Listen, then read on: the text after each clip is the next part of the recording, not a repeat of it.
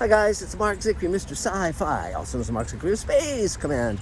And I just got around to seeing the Spider-Man movie, and I've gotten very tired of a lot of these superhero movies because it's just the same old, same old. But this one I really liked. Got 98% on Rotten Tomatoes, and on the basis of that, Elaine and I went to see it. And let's put it this way: I'm not a huge Spider-Man fan.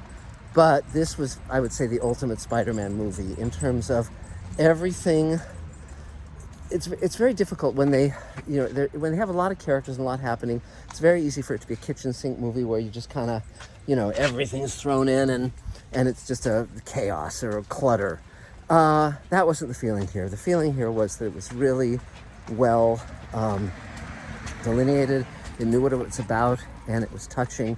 And and Tom Holland's great, and pretty much everyone in it is really, really great. Willem Dafoe, etc.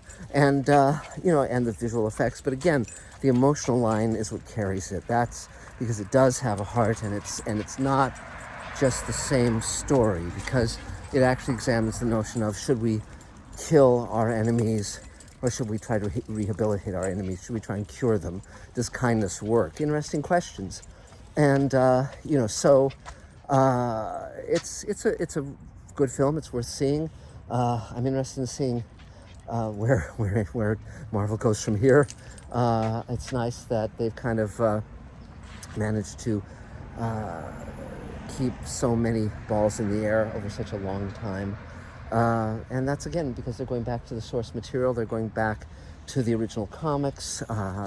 It's interesting because Stan Lee, filmed at Space Command Studios, so I got to talk with him. He was an amazing guy. You never would have guessed he was in his 90s. He was just, his mind was utterly sharp, and he had a great energy, and he was just an amazing guy and truly an icon. And whereas Siegel and Schuster just created one character, Bob Kane and Bill Finger just created one iconic character, Edgar Rice Burroughs, you could say, Tarzan, and of course for the others that I'm referencing, it's Superman and Batman, respectively. But Stan Lee created so many, and it's phenomenal. And Steve Ditko, of course, and Jack Kirby. So the triumvirate of the three of them. I mean, when you think about it, Spider-Man, the Hulk, Doctor Strange, on and on. Just everybody, Iron Man, and the Fantastic Four, and the Avengers, and Daredevil, who appears in this movie, interestingly enough, in a little cool beat. So in terms of this movie, I would say go see it. You'll enjoy it. It's a big, big theater kind of movie. So seeing it on a big screen in a dark room is cool. And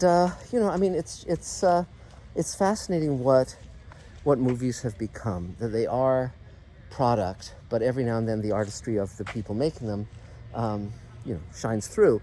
And it's very interesting to look at Zendaya in this movie because she's incredibly appealing and wonderfully written as MJ, and I found her very, very uninteresting in Dune because they really didn't give her anything to do. And so it's just, if you want to know what a writer and a director does regarding actors and movies, just compare the two performances, and that'll really answer your question. So we're going to be talking really soon. We're going to be shooting more of Space Command. There actually are people here at the studio now finishing the set that we're going to be shooting on in about a week. So there's a lot happening, a lot to catch you guys up on, much more to talk about. But just thought I'd chime in with Spider-Man. Very soon I'll be talking about the end of The Expanse and also the Station 11, which I quite liked. And that's it for now. So subscribe, ding the bell, comment, tell 3 of your friends, all that stuff. We want to grow Mr. Sci-Fi so that everyone can share in this goodness. So that's it, guys. Talk to you soon. Bye.